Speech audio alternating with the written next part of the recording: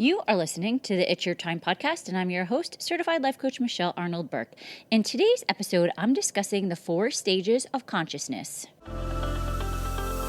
Welcome to the It's Your Time podcast, the podcast where busy professionals like you get the practical solutions and support you need to gain control of your schedule so you can strive to be the best in your career, but without the stress and overwhelm. If you're looking to increase your energy and decrease your stress, you are in the right place.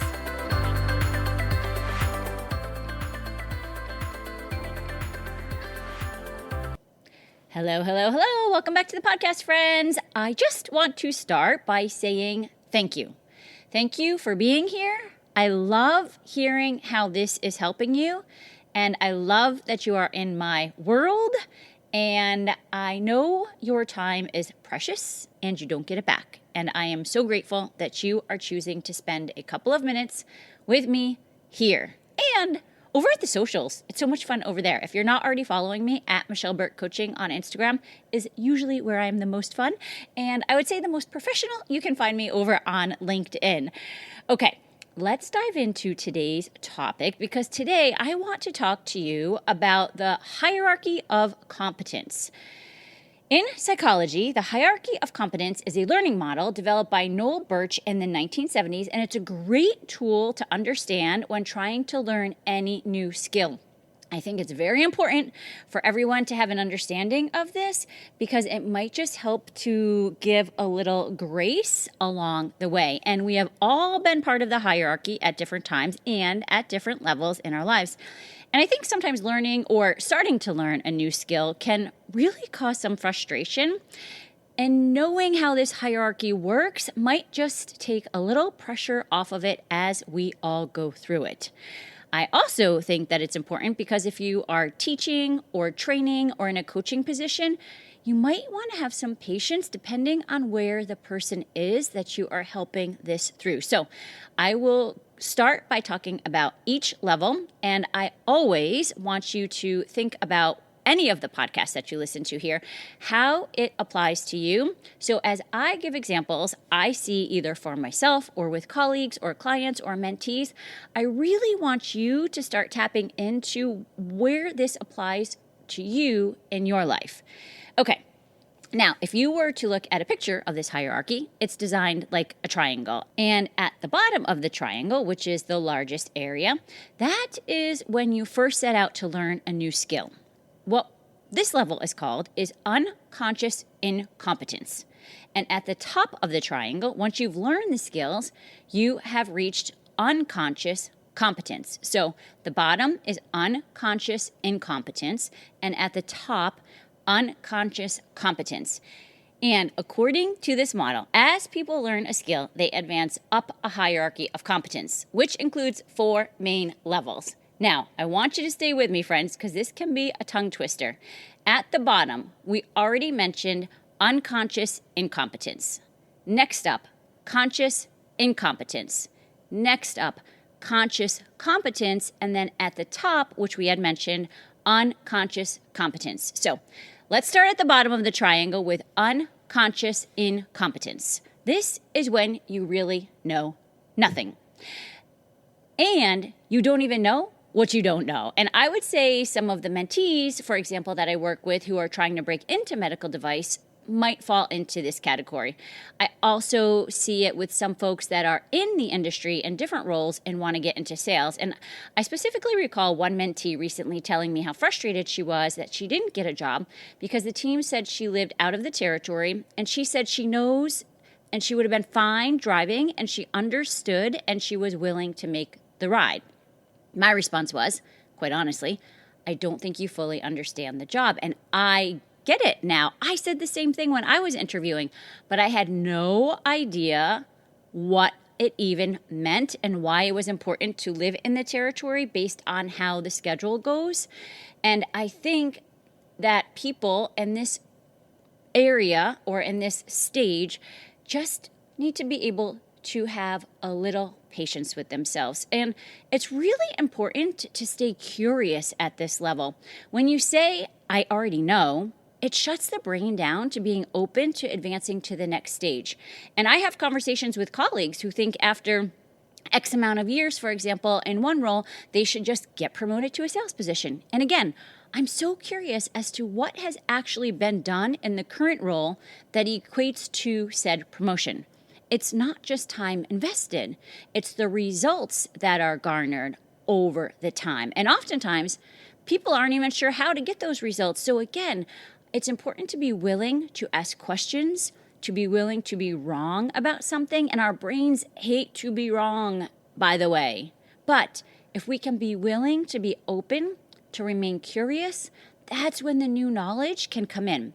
So I would say curiosity is key here from the learner perspective. And I would say patience is also important from the learner perspective, but if you're the teacher, it's especially important at this level. And as we combine the two, we can move up to conscious incompetence. Now, this is where you are realizing what it is that you don't know. And I think about folks who are just coming out of training, and even though it's been a long time for me, I recall this as well. You get out of training and you are feeling good. You are ready to go, and then you do your first case solo. And it doesn't go quite the way they said it would in training, perhaps not exactly by the books. And then the surgeon looks at you and says, well, what do you think we should do? And you might feel stressed, maybe overwhelmed. And I can recall the first time a surgeon asked me that. And in my head, I was like, what do I think? I think you're the surgeon, and I have my master's degree in communications. This is when you realize, wow, I still have some areas of development. And here, you need to have grit, persistence, to be willing to keep going. So in stage 1, you need to be willing to be wrong. And in stage 2, you need to be willing to keep going, even when it feels uncomfortable. And I'm reading this great book, The Art of Impossible by Stephen Kotler. I highly recommend it. And he talks about the rewards that you get when you remain gritty and persistent. And when you accomplish that goal or that skill, your brain gets a hit of dopamine. And that's what we seek from the pleasure standpoint. Remember, the brain is designed on a motivational triad to avoid pain, seek pleasure, and be as efficient as possible. So that seeking pleasure, that dopamine hit, is what will have you keep going, and you seek to get it again, and then you keep striving. That is the persistence that keeps you stacking up win after win after win and brings you to the next level, which is conscious competence. And I think from a teacher trainer perspective, one needs to keep up the encouragement in that second stage of really being able to hold the belief for the person that might not quite have it for themselves yet, to keep guiding them to continue and to not give up. And that is what will lead to that next level of conscious competence. And for this, we can even think of driving. Like, you pretty much have all of the skills. You know the foundations. You can create something, right? You can take a road trip and you have the freedom, but at times it might get a little messy. Perhaps you have to, turn the music down so that you're not getting too distracted if there is traffic forming, or maybe certain weather takes a little more focus. But overall, you're on the path and you're able to get the job done. And I think here, confidence and belief are good to reinforce for the person learning. Remember, I've talked about confidence not being where you start any new goal. It comes after you've taken action. It is owned by you. And listen, if you want more help specifically with confidence, I encourage you to check out the 6-week program that I am currently offering. Head to michelleburkecoaching.com/confidence. And each week you get new tools and you have the opportunity for email coaching.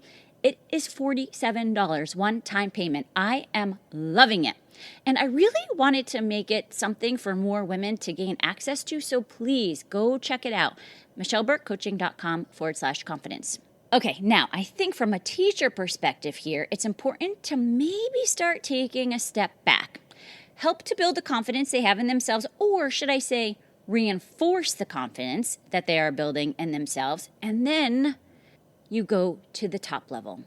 And that highest level is unconscious competence. This is where you've mastered the skill. You don't have to consciously think about everything you're doing at this point. Let's say you're driving the car and the music is blasting and you can put the windows down. I almost just said roll the windows down, you guys.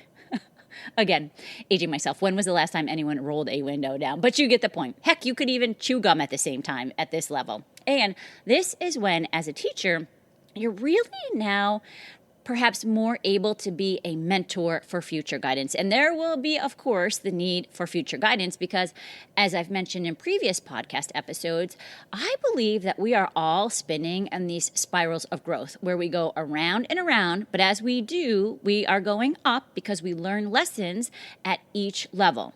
And so once we hit conscious competence, if you are a human looking to evolve, there is usually another skill or goal that you want to reach for. And then guess what? You start right back at the bottom of the triangle. Now, one thing I will say about unconscious competence, so when you've mastered the skill, and I just actually recognized this recently on a call with a coach myself, is when high achieving folks are in this level, like let's say you are a seasoned rep or whatever your position is, and I say rep because obviously it's my life, and it's important to have things like a sense of urgency, to be a solution seeker, to move with speed, to be able to change and adapt and drop plans and change and triage and keep going. Sometimes what makes you successful in your career life might not always be the best for your personal life. And I know for me, sometimes I will be all over the place. I'll be talking fast, I'll have multiple things going on, and Mark is like, can you just slow down? And of course, I'm usually like, no, don't tell me to slow down. But being able to see what works at work might not always be the best at home or in your personal life. That's important. And knowing that it might simply be that you don't recognize what you are doing, like you don't realize that you've mastered the skill, that can help bring a new level of awareness for you to be able to decide if you want to continue working that way in your personal life. And I think it's really important part of self-awareness because it is so unconscious at this level. You need to, on purpose, remind yourself that not everyone operates the same way you do. And this can also be not only when I'm talking about in your personal life, but having that patience when you're starting with a new trainee, for example, and recognizing that not everyone operates the same way, and that's okay. And also, I think knowing the levels can help you have a little grace with yourself as you move up each one. And if you're teaching someone and have the thought, why are they not getting this? Just take a breath. Maybe consider where they are in the levels. And from there, everyone can make decisions. And listen, change is the one constant in life. So it will behoove all of us to have a little grace for others, and I think maybe even more importantly, for yourself. You are the one that you are with most in life. So ease up a bit on the self-talk, and you might be amazed at how much more you are able to create in your life. For so many of us, for so long, you think, no, I have to beat myself up as a way to keep going, to be successful. I don't want to be soft. And I hear you. And I say, question it. Think about how you talk to your friends or that new person you're training. The encouragement is what you are giving them to help them be successful. Give more of that to yourself. And I promise, not only will you see so many more results in your life, you will have fun along the way.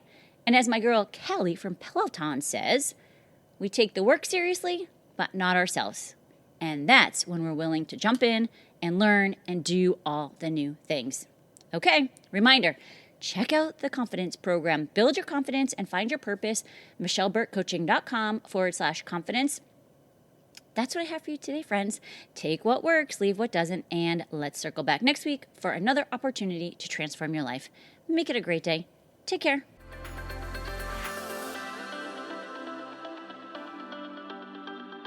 Did you know you can take this work to a deeper level with me one-on-one? Go to michelleburkecoaching.com and click on Get Started to begin.